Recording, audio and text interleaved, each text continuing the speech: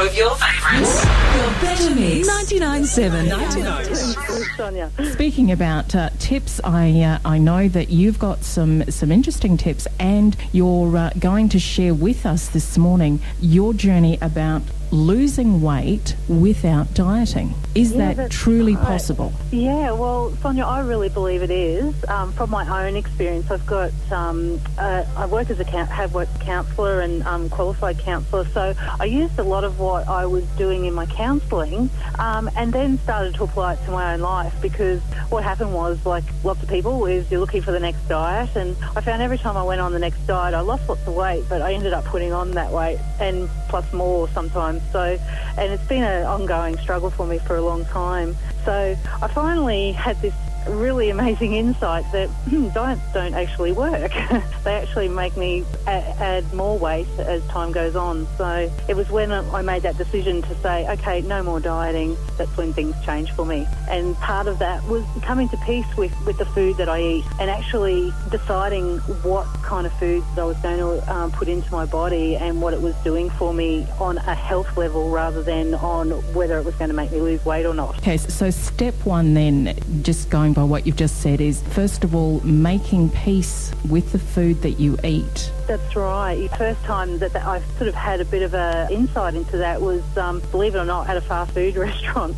And I actually was standing there in the line, and I was like, hey, I think I'm actually really hungry today. And I really surprised myself in actually thinking, hey, this is a kind of a new sensation for me. Because I was about 30 kilograms overweight. I was used to eating quite a large amount of food, and also eating emotionally a lot too. And when I made that realisation, I then actually tuned into a feeling of, like, what do I actually want to eat today? And when I did, I found that I didn't want to eat the chips, and I didn't want to eat the greasy burgers. I just wanted to have a nice salad and an orange juice. That was really what I felt like. So I did that. The amazing thing was that I felt completely different after that. So it kind of changed my life from that point on, to really tuning into what I needed from the food and what it was going to give me at the end. Because when I eat the heavy, greasy food, that's when I feel like quite yuck and I feel lethargic.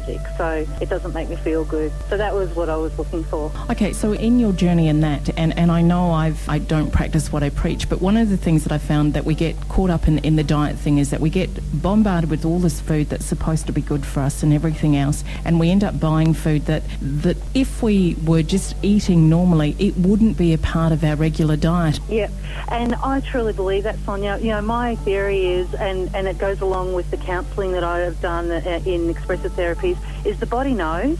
Yes. And so those foods you love are the foods that your body wants. So, making yourself eating something that tastes yuck, or, like diet food, like carrots and celery and stuff like that, don't seem appealing. But give me a big Greek salad any day. They're beautiful, feta cheese and that kind of thing is just fantastic. So I'd much rather be eating that than some bland thing that, that's supposedly diet food. So I find that fine line between satisfying your hunger, making yourself feel good.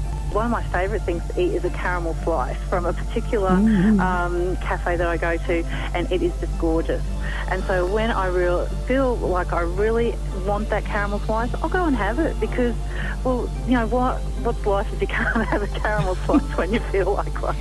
And it sounds too in your journey, Jen, that you don't beat yourself up because you want that caramel slice. Yeah, exactly.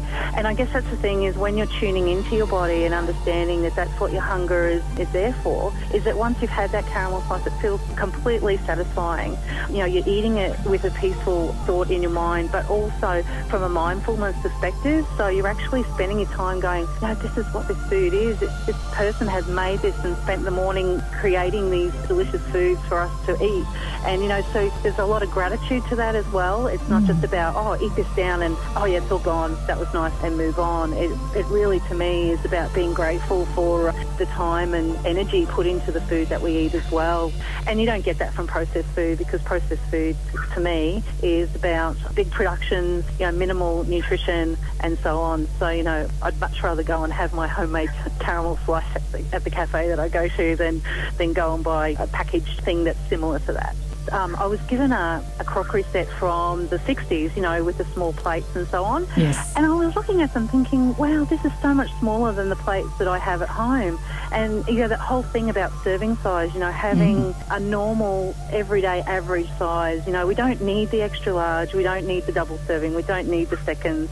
If we're really tuning into our body, the amount that we're eating on a plate is enough to fill our system and keep us filled until the next meal. And am I correct in saying that's what you actually started to do, was to tune into your body? Definitely. And that was the first step, Sonia. That, to me, that's where you've got to start. And part of that is accepting who you are right now. I was 30 kilograms overweight, but I had to say, well, this is where I am, and now I choose to tune in every time I want to eat and decide what I want to do. There were other things that I had to deal with as well from an emotional perspective, and I did that as I progressed. But the first step was definitely tuning in to what I needed there and then as far as food, and whether or not it was food at the time, you know, because sometimes we tune in and we go, oh, I'm not hungry, but why am I thinking I'm hungry?